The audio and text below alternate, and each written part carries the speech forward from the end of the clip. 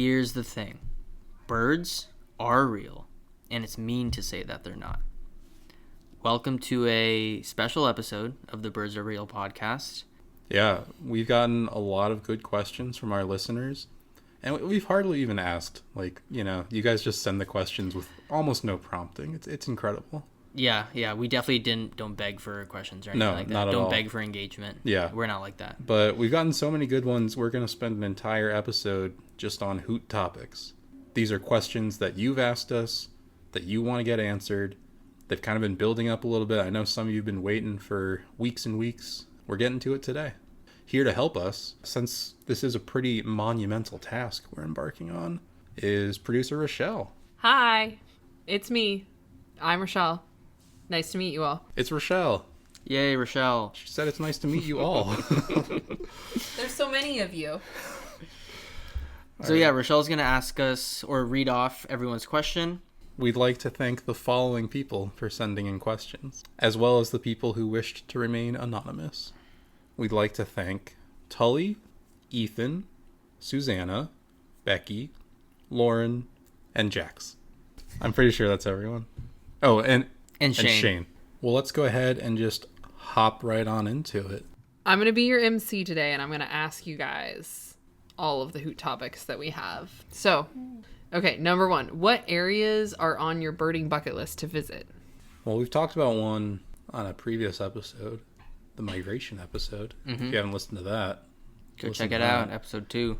But we both live pretty close to Cape May, and Cape May is supposedly the place to be for peregrine falcon. For raptors in general, I actually was talking to a patient at work today. He lived in Cape May, and so I asked him if he birded. Of course, he said yes. If you live in Cape May, you bird. Yeah. But apparently, raptors in general, huge migration, and there hasn't been a massive migration yet so far this month. So we're hoping to go pretty soon. We're hoping to go this weekend. This weekend. So hopefully that's when it kicks off. And he was saying that since temperatures have dropped more recently, that typically kicks off their migration. So nice. Hopefully we're in for a pretty good show. Yeah, I believe it.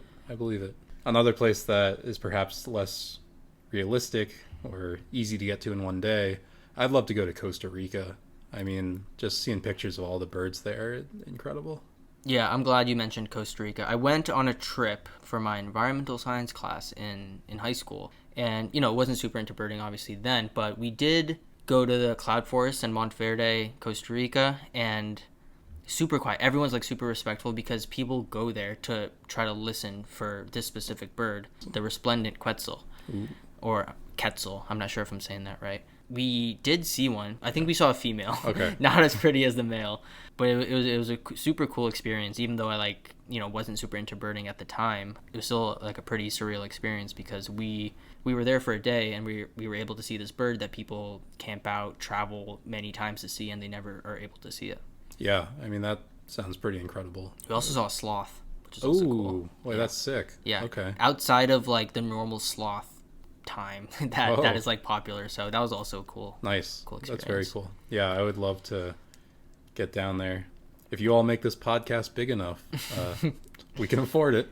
More realistic, I don't know. I guess it's weird to say that a place in Philly is on my birding bucket list, but when we were talking to some other birders at the Big Sit last weekend, we were talking about the Navy Yard in Philly. On eBird, the Navy Yard always says restricted access, so we have never gone because it says restricted access. And because it's called the Navy Yard. Yeah, exactly. But one of the people who works there, Manny, and other birders that went there, they told us it's pretty accessible to birders. It's a pretty obvious place to. There's a path. Yeah, it's right on the Delaware River, so a lot of migrating birds, they stop on the buoys and hang out. I will say that I live right next to this park, Penn Treaty Park, that is also right on the Delaware. And a lot of these birds that people were saying they go to the Navy Yard to see, I just see on my normal lunchtime walks during the winter. Have you seen a brown booby though? Well, no, but all the ducks, that people see.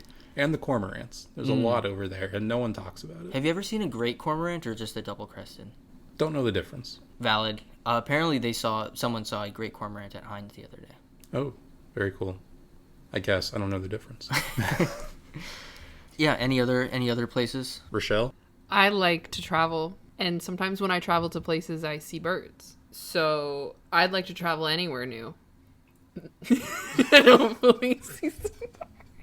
That's a great answer. Honestly, that's realistically probably my answer too. Like literally anywhere that I haven't been to see more birds. Exactly. My real answer is Scotland. I feel like there could be some cool birds there.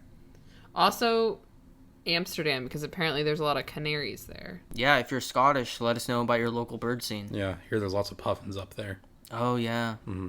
On to the next question. This is one of my favorite questions that we've been asked. What are the origins of the birds aren't real movement? So I can tell you how I heard of it. Sure. My friend Josh came up to me one day and said, "Hey, you know that birds aren't real?" I said, What you mean? What you talking about?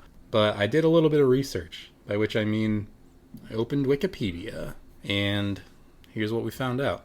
It was this satirical conspiracy theory created on a whim by this guy, Peter McIndoe. Yeah, I think that's how you say it. Cool. In 2017, there were some pro-Trump protesters at a women's march, and just to kind of make fun of them, it seems like McIndoe just decided to write "birds aren't real" on a poster just to show like how ridiculous some of these conspiracy like theories their are. slogans are, so he just added like another ridiculous slogan like "birds aren't real." Yeah. It did kind of catch on. People really liked it. People liked saying that. I think a big point that people would use to do this, whether or not they were sincere about it, was, "You're seeing way more birds than you ever have, right? Do you ever remember seeing this many birds?"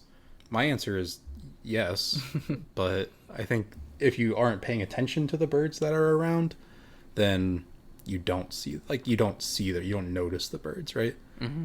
And then the other one is that they're just spy drones, like for the government. Right? Yeah. Apparently, I mean, there's not like one specific way theories spread. People are going to add their own like flavor to every time they spread something. So some funny things people have been saying is that when birds sit on power lines, they're recharging. Like right. When the drones are sitting on the power lines, they're recharging. Birds defecate on cars as like a tracking mechanism. Yep. Because you can't just wash that off. Exactly. Yeah, and it stays with your car. Forever. The government knows where you are at all times. They don't, because you have GPSs in your car. That doesn't matter. And your phone, I mean. Yeah, no, they exactly. need the bird poop. Yeah. I do feel like we have a good opportunity here, though, to talk about the way that conspiracy theories have just kind of like gone off the rails in the last 5 years. Because this started in 2017, right? And like, birds aren't real, haha, funny. But like, now it's like, oh, the government created hurricanes. Hurricanes aren't real. And like, that's just kind of crazy. Yeah, I mean, some ones that I've heard recently, I met a guy who didn't believe in allergies. Didn't believe that allergies were real. Mm-hmm. And yeah, there's this funny aspect of conspiracy theories, right? Like, they're so ridiculous. But there's also something quite insidious about it. A lot of these conspiracy theories, at least, right? There's like the whole aliens guy, on the History Channel. Mm-hmm. Everything is aliens. But what he's doing is taking these like monumental tasks of like architecture and like human achievement. Yeah. That like non-European people achieved in, ancient times, right? Mm-hmm. And he's saying, I refuse to believe that these people were capable of doing this thing. Instead, the answer is that aliens did it, right? I think like disagreeing with that doesn't mean that I don't believe that aliens could exist, right? Mm-hmm. But like, no, the aliens didn't come and create the pyramids, right? People did that. Yeah, and I think it's important to say that like conspiracy theories don't have to be super widespread or super believed to be like dangerous or insidious. I'm into like nutrition and stuff like that, so I follow a lot of these people on Twitter, and I also like I guess I don't necessarily follow them, but I do see a lot of people who are like considered like quacks, but they do have like large followings. So if you're into the nutrition space or anything, you'll know that people demonize seed oils, or there's always like a fad of like a health trend. Something I saw recently was like someone was telling pregnant women to like not take folic acid for whatever reason. I didn't look into why, but like if one person believes that, there's some serious health complications from that, right? Why are we getting so deep on birds are real, dude? Here's the thing. Birds are real. And it's mean to say they're not. And I think we can maybe just leave it at that. Yeah. It's true. Do we not want to talk about the panopticon? Oh, shit. so this whole birds are real thing, right? They're trying to say that the government is spying on us through these surveillance drones. I feel like it's pretty reminiscent of Michel Foucault's panopticism. We all learned about that in school, right? Yes, quite. From my understanding, it's like, so there's this prison, and it's all these cells are facing inward, and there's a guard tower in the middle, right? And I think the idea is that, like, there's the illusion that everyone's being surveilled, and therefore they are, whether they are actually being surveilled or not, it's so bright that they can't see this guard in the tower or whatever, they act like they're being surveilled, right? So if we are to believe that these birds are actually government drones, we're surveilling our own behavior when we see a bird, and we're supposed to act right, we're supposed to not do things that the government wouldn't want us to. What am I talking about? Yeah. Do you have anything to add on Foucault's panopticism?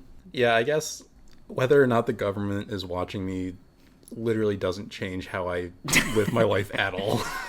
The government is watching you, is the thing. They already are. Yeah. Like traffic cams, you're being watched on every little thing. There's birds on those little poles, but there's also actual cameras. Mm-hmm. So I would prefer it, if it was birds, if you think about it.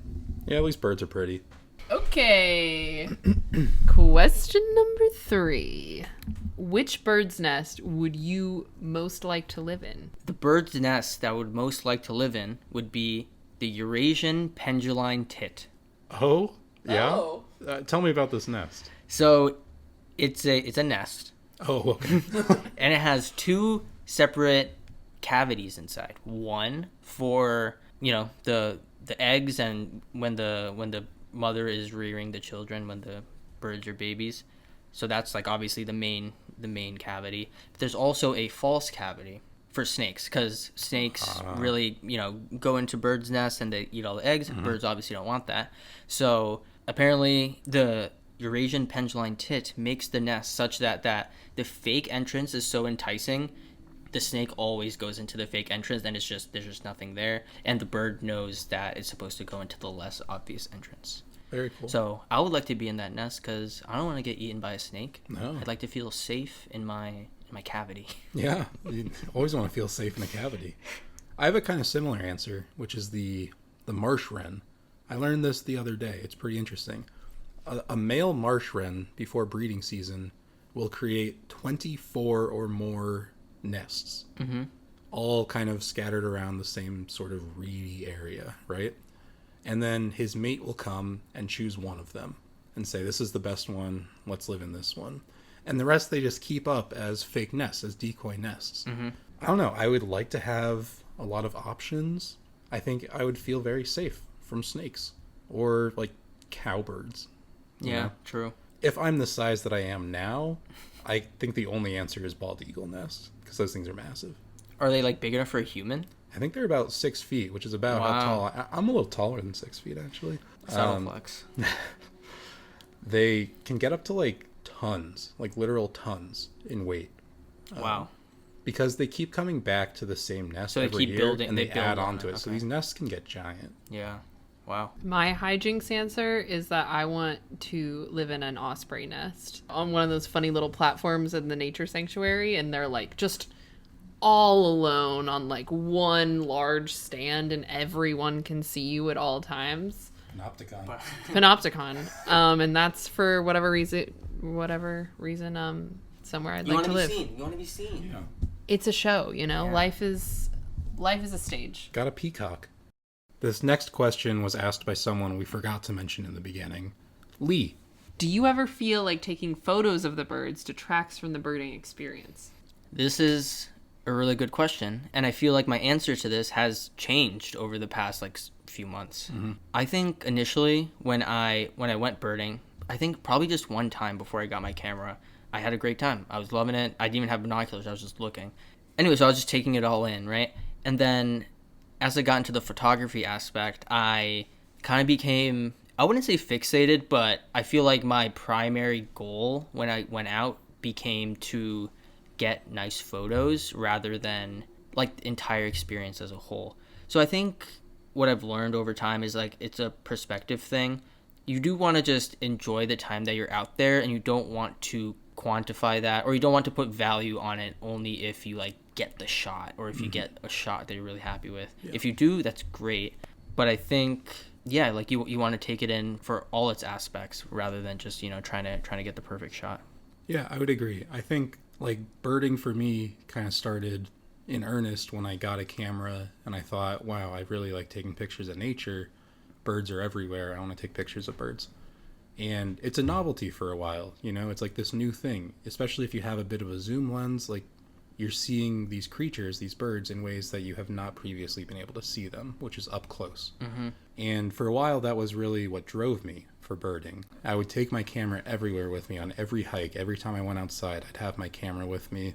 And eventually it started kind of literally weighing on me because my camera bag is heavy, but also like it made the experiences, like you said, kind of dependent on whether or not I got a good shot.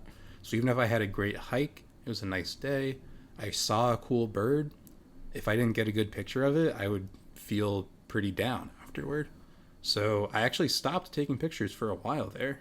Once I moved to Philly, I didn't really take pictures for about a year. And then when you kind of got into birding, it got me back into birding.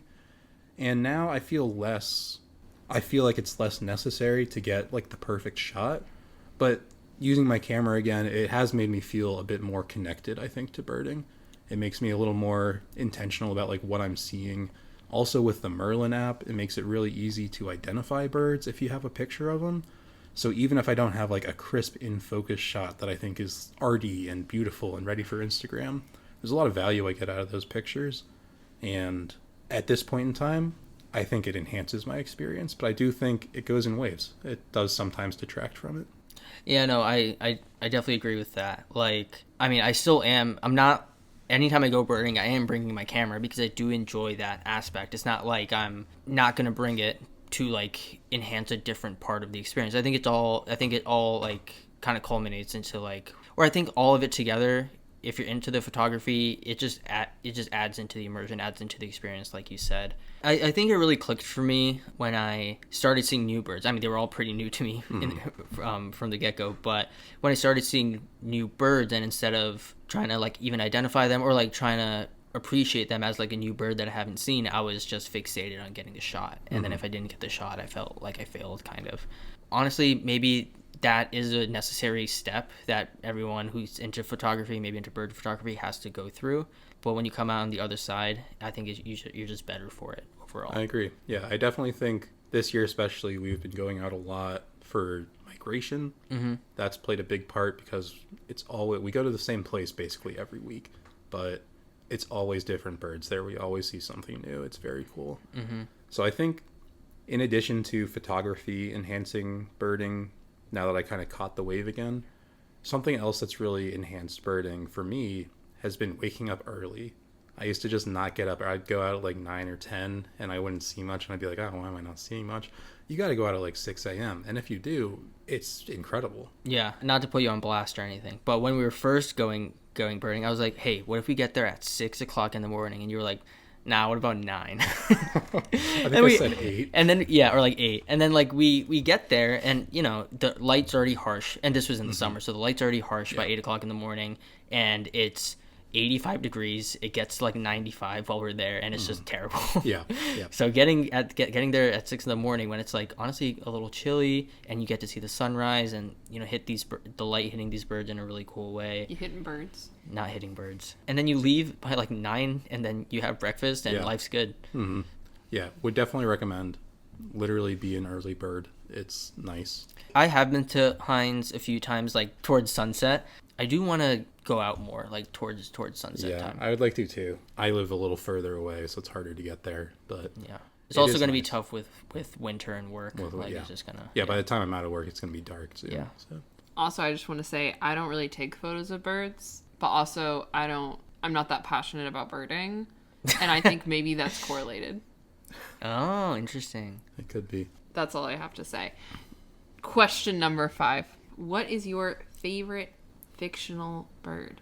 This is a tougher question than I thought it would be. Yeah, we saw this question. We're like, oh yeah, that's a quick and easy question. We'll rattle it off, no problem. But I'm trying to think of fictional birds, and I can't think of that many. I know. Like, I think, I don't know, Foghorn Leghorn. Yeah, I was thinking like Tweety. What is that? He's the Looney Tune who's like chicken or rooster. I think I saw Chicken Hawk, you know?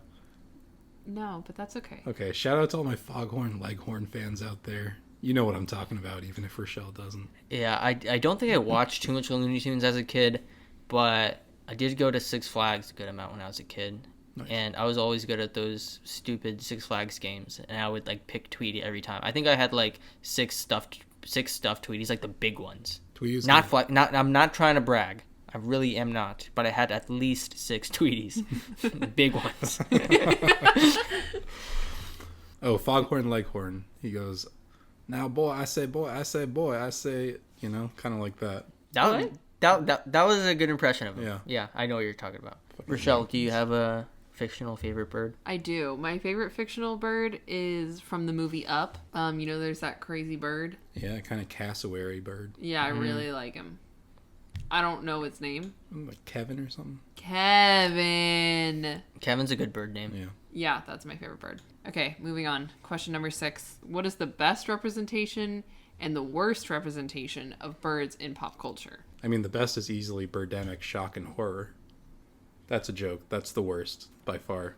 Well, actually, right before this, we watched this Pixar short called Piper. Piper. And you all know this already, I'm sure, but that thing rocks. Yeah, I watched it for the first time just now, and it was beautiful. Mm-hmm. And it's about Peeps, so It is about Peeps, It's yeah. another bonus. It's very heartwarming. It's 3 minutes long, so it's like really easy. And the animation is just great, especially like the water and everything, the underwater shots. Really It's beautiful. really nice. On the Pixar train, we've talked about Up. We've talked about Piper. I want to throw it back a little bit to my old heads. You remember A Bug's Life? Is that the one with like the ants with the big butts? Yeah. What? Yeah, okay. Mm-hmm. Yeah, so that was in heavy rotation for me growing up, Bug's Life. Saw it a lot. There is a bird in that's kind of this, not really a character, it's more of like a force, like a destructive force, because it's about ants, you know? So the bird comes and destroys everything. So, you know, I don't love it when birds are kind of evil, but it seemed pretty accurate. I like the way they animated that bird. That was back before they could do all the fancy animation too, so it was pretty cool. Okay, in a similar vein, though, what about the Hitchcock movie The Birds? I've never seen it. You what? Really? I'm sorry, what? Yep. I saw it one time. I think we mentioned this earlier in some earlier episodes. This is one of the things that happens to me as a former film major in college, is people will name a movie that they really like, and they'll ask how I feel about it, and I'll say, oh, I've never seen it, and they are shocked. They are appalled. You haven't seen every movie? Yeah, I know. Sorry, I was watching a documentary about rhinos getting their horns cut off instead of watching Good Will Hunting, you know what I mean? And you watched A Bug's Life like 20 times, apparently. Yeah. Being a film major was depressing. Something just occurred to me for good representation of a bird in pop culture. I feel like Zazu from The Lion King. Good bird. Kind of harshed Simba, but in a loving way for all the right reasons. And I liked his song. Yeah. Yeah. Mm-hmm. I don't know what song it was, I don't remember either. but he had a good voice. Yeah. Nice and raspy. Yeah. Yeah. Nice timbre to that voice. Mm-hmm. Yeah. Question number 7. What birds appear most in your dreams? This was an interesting question. I don't know if a lot of birds appear in my dreams frequently. Yeah. I don't sleep well enough to enter the state of sleep where you have dreams. So I don't have dreams. Yeah, and my most recent dream was I was working at my old job with my old boss, and he was mean to me. Kind of looks like a bird. What kind of bird? A chicken, but like a scary chicken. Ooh, scary chicken. Yeah. Okay. I frequently have repeated nightmares about being on a plane that's crashing. Classic. Metal bird. Yeah, and that's kind of like a bird.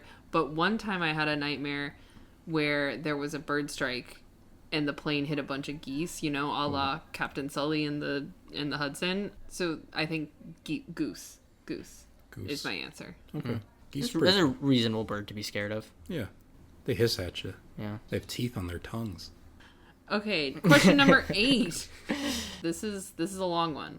I would like you guys to build your ultimate bird. For example, in sports, sometimes they would ask to build your ultimate NBA player. And people would say they want the shooting of Steph, the finishing of Kyrie, the build of durability of LeBron, and the defense of Kawhi. Thank you. What are some common characteristics of birds that if you took the best bird for each ability, it would become the ultimate bird? This is a fantastic question. Very I feel cool like question. we can go very deep with this. I feel like if we wanted to, Yeah. So let's maybe decide. How about we go? like 5 categories or Sure. characteristics Yep. to like think of. So Okay, so these are the 5 categories we landed on to build our ultimate bird. Build our ultimate bird. Yes. So we'll start with food acquisition, speed/agility, plumage, song, and aura, Or do they have that dog in them? intangibles, Killer instinct, coachability, vibes, whether they're that guy. all the above. All of the above. For my food acquisition, I think I'm going with the barn owl. I Okay. believe the barn owl is the best mouser in the bird kingdom. Mm-hmm. They can hear really well. They got some cool ear stuff. I'm not going to talk too much about that because next week's episode I am going to go into owl's ears. But I'm going to go with barn owl. Okay. I'm going to go with a pileated woodpecker. Ooh. I feel like, there's a ton of trees around. Mm-hmm. And I feel like, I'm going to be able to find some bugs in some trees. And I get that strong beak. Yeah. I feel like that's just going to help me in the long run. Plus no concussions because they have a little sponge Yeah, a organ little in front stabilizer. of their brain. Yeah. Sick. Speed/agility. I feel like there's an obvious answer here. There is an obvious answer. So I'm going to go with a non-obvious answer. I'm going with the common ostrich, baby. Ooh. I want to be a bird that can fly, but I also want it to run, 29 miles per hour on the ground. Yeah, wait, that's wild. My brain did not go there at all. The obvious answer I guess we were both alluding to was the peregrine falcon. Yeah. Fastest dive bomb speed of any bird in the bird kingdom. Any animal. Any on animal, Earth. really. It's like 200 miles an hour or something. That's something crazy. Gravity's helping it, obviously, as it's going down. But, I don't know. Is it agile? It's got that straight line speed. Yeah. It does have to catch other birds in flight. That's to get true. its food. Anyway, my pick for speed and agility would be the American kestrel. Ooh, yeah. Also a raptor. Fast has to be to catch its prey. But as we discussed in a previous episode, it's got that stabilization. Yeah. So it can counteract the wind completely, stay still if it needs to. And sometimes you just need someone to stay put and play their role, right? I think that would be so fun to be able to just hang in the air like that. No matter what. In gale force winds. Actually, you probably can't do that in gale force winds, but still. Onto plumage. And I feel like you could go a couple of routes here, right? Mm-hmm. You could go with a painted bunting, something in that kind of area. You could go with a peacock. Could right? go with a peacock. That big tail. This is an easy answer for me. For me, it's the mandarin duck. The greatest duck of all time. Nice. That's a good one. I saw it in Central Park in 2018, and I've never gotten over it. Yeah, I think that's a great pick. I'm obviously tempted to do the lilac-breasted roller. That thing looks crazy. Mm-hmm. But I'm going to do something that maybe people don't necessarily think of all the time when it comes to plumage. I'm going to go with the cedar waxwing. Look up a cedar waxwing if you don't know what it is. It's a really cool looking bird. It looks like it's got like a headband on or like a mask on because it's got this dark strip right over its eye going into its beak, and it has these like really cool red and yellow accents on its on the end of its wings and on its, or I guess more of like the base of its wings closer to its body and on its tail feathers. Yeah, really pretty bird. That one is a bird that I have desperately wanted to see for a long time. It's a bird that is supposedly very common. People are always like, oh yeah, I see cedar waxwings all the time. I've never seen one. I don't know how to see one. I would love to see one. When I was back home in Massachusetts earlier, like a month or two ago, I went to this park that I used to go to all the time, and I never really paid attention to the birds there. And I know Sam's been trying to see a cedar waxwing. We've both been trying to see a cedar waxwing at John Hines, and we haven't seen one. And I went to this park that I went to all the time as a kid, and I saw like 30, 40, 50 of them. They were just hanging out there. So yeah, that was cool. Yeah. Cool for you. Now with song, you could go for versatility. You could go with something like a mockingbird. It's kind of cheating. I feel like you get all the songs that way. It's true. Right? You could go for versatility, or you could just go for something iconic. Yeah. Just like do your own thing. Mm-hmm. I've talked about the barred owl, how that's my favorite call ever. Mm-hmm. I'm tempted Who to go with the cooks for barred you? owl. Who cooks for you? It's kind of got a voice. I feel like the voice is kind of similar to the voice I already have. But I think I'm going to go with the chickadee. I love the chickadee call. I think it'd be really nice to be able to sing like that. Black-capped? Black-capped chickadee. It's a good one. It's a good one. Yeah, I'm trying to think like what I want the call to be, because I can think of some cool calls, but what really fit with the ultimate bird that I'm making here, you know? I might go with maybe not everyone's favorite call, but I like hearing it because I know one of these is around the corner. A belted kingfisher. Ooh, yeah. Yeah, it's always nice. It's got Very this, exciting. Rattly call, and it kind of just like it definitely gets your attention, and you're gonna be looking for that thing because it's very elusive. Going back to the bird photography, hard to get a pic of that. It does not sit still for you. No. But yeah, the call is cool. I'm gonna go with the belted kingfisher. Nice. All right, and for the last one, Aura. Do they have that dog? Intangibles, etc., etc. I have my pick. Oh yeah, go ahead. I have to go with the Canada Goose for this. You gotta go with the Canada Goose? I have to go for the Canada Goose for this. No one's messing with them. And if you do, they're coming at you. They're coming at you. And as soon as we said, do they have that dog in them, I immediately thought of the Canada Goose. Especially the alpha Canada Goose at the front of the V. Alpha Goose at the front of the V. Because that definitely exists. That thing will mess you up. Yeah, I think that's going to be my pick there. That's good. I mean, yeah, if any bird has that dog in them, it's the Canada Goose. Intangibles, I mean, I gotta go with the woodcock. I just... Nice. Nothing beats the woodcock to me. I need to be able to do that dance. If you've seen the TikTok of me trying to do the woodcock dance, you know that I need to harness the woodcock a little more. You know, the woodcock's definitely comfortable in its own skin.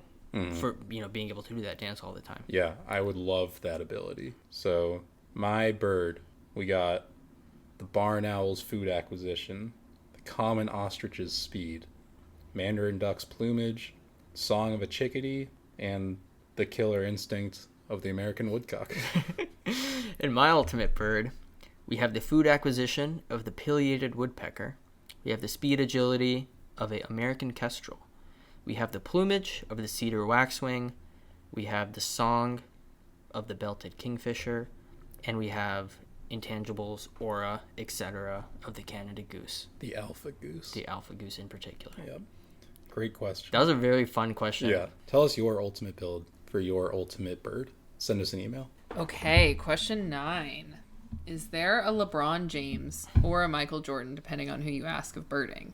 Are there birding conferences where people around the world come to attend and watch a famous birder speak? Okay, what's with the basketball? For me, there's one answer here. And to be clear, it's the Michael Jordan, if you're asking me. It's got to be Christian Cooper. Yeah. Christian Cooper, he's got this book called Better Living Through Birding. Really great book, like half memoir, half birding advice. Definitely recommend checking it out. And he's also got a show, I believe it's on, is it Disney Plus, Discovery? I don't know, but it's called Extraordinary Birder with Christian Cooper.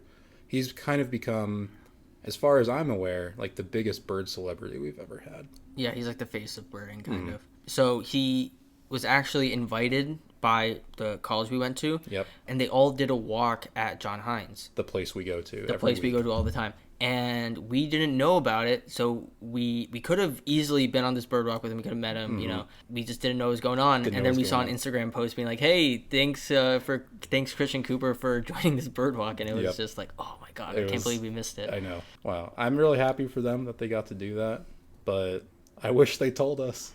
Yeah. And then after that, I started following him on Instagram, and I saw that he was like the keynote speaker at some like big birding conference. I don't remember exactly which one. So I feel like he's the one that comes to mind first. Yeah. Honestly, I can't really think of too many others. In the photography scene, we can think of some people. Our boy Simon D'Entremont. Simon D'Entremont. He's a... I almost went into his like YouTube spiel. I'm a Canadian wildlife... But he's a wildlife photographer based in Canada. And he definitely helped out. He makes videos on YouTube about wildlife photography, birding, bird photography specifically, and he was very helpful in giving tips on starting with bird photography and just like photography tips in general. Like getting into photography, I didn't know what aperture was, I didn't know what ISO was. Still kind of don't know what ISO is. No one does. I shoot manual with auto ISO, so control the shutter speed, control the aperture. ISO will just, do its thing, fluctuate as needed to get the correct exposure. But yeah, definitely integral in getting me up to speed in the photography game for sure. Makes great videos. He's got a lot more followers than us, so we don't need to plug him too hard, but Yeah. still check him out. Shout out Steve Perry, Dwayne Patton, some other people I watch on YouTube for photography stuff. Okay. Question number 10. This is our final question, guys. We're nearing the end. What are some cool things that you've learned birds do that you don't think many people know? So here's the problem with this question. Every cool thing that I find out about birds that I don't think people know, I put it in one of these episodes. So you've probably heard most of the cool things, or I have a couple cool things in the next episode that you're going to hear, and I don't want to spoil that. Mm-hmm. It is questions like these, though, that make me think that I should be a little more observant, even though, when I'm out birding. Like, what are some cool things you've learned that birds do that you don't think many people would know? You think at this point we would be able to answer that, like, right away. Right. But I don't have, like, I'm having some trouble coming up with, like, many examples. So yeah. I think we've named some of the more extraordinary ones. One of the more mundane ones that I can think of is, you see a cormorant sitting on a buoy and it has its wings outstretched like that. Yeah. I'm sure a lot of you have wondered, like, why is it doing that? You might even think it's a duck. Ducks and cormorants look very similar. But if you see it with its wings outstretched like that, it's a cormorant. And you think, like, why is it just sitting there with its wings out? That's because cormorants don't have the same...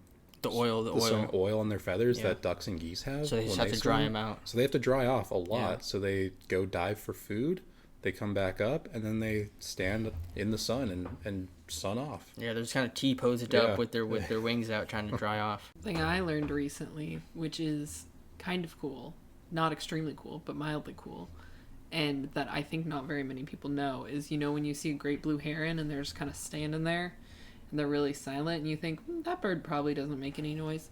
They make a crazy noise, dude. They do.